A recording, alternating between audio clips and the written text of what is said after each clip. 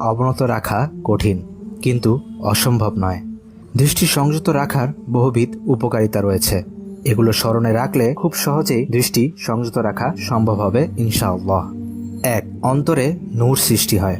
শাইখুল ইসলাম ইবনু তাইমিয়াহ রহিমাহুল্লাহ বলেন, দৃষ্টি সংযত রাখলে আল্লাহ তাআলা বান্দার অন্তরে নূর সৃষ্টি করবেন।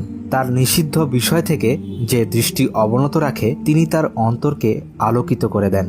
এ নূর দিয়ে সে বাতিলের ভিড়ে সত্যকে খুঁজে পায়, সংশয় সন্দেহের মুখেই দৃঢ় ঈমানের উপর দাঁড়িয়ে থাকে। ২. অন্যান্য হারাম থেকে বেঁচে থাকা সহজ হয়। দৃষ্টি সংযত রাখা অর্থ নিজের শুদ্ধি করা।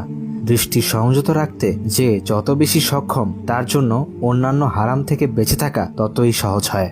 ইবনুল কাইয়িম রাহিমাহুল্লাহ বলেন, মানুষ যত ধরনের পাপকর্ম করে থাকে সবকিছুর মূল হচ্ছে মানুষের দৃষ্টি। দৃষ্টি প্রথমে মানুষের অন্তরে উদ্রেককে জাগ্রত করে, এরপর এই উদ্রেক চিন্তায় রূপান্তরিত হয়। চিন্তা থেকে জাগ্রত হয় আসক্তি, আর আসক্তি থেকে জাগ্রত হয় ইচ্ছা। তারপর ইচ্ছা ধীরে ধীরে শক্তিশালী হয়ে রূপ নেয় প্রত্যয়। এরপরই তা সংঘটিত হয় ব্যভিচারে, যদি না কোনো বাধাদানকারী তা সংগঠনে বাধা দেয়। ৩. স্মৃতিশক্তি বৃদ্ধি পায়। দৃষ্টির খেয়ানত করা একটি পাপ, আর যে ব্যক্তি পাপ থেকে দূরে থাকে তার স্মৃতিশক্তি বৃদ্ধি পায়।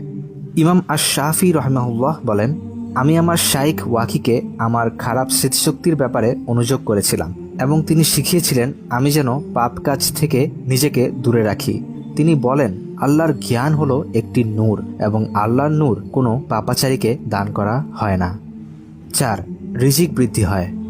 দৃষ্টি সংযত রাখা তাকওয়ার পরিচায়ক, আর এই তাকওয়া আপনাকে বিপদাপদ থেকে উদ্ধারের ক্ষেত্রে কার্যকরী ভূমিকা রাখবে।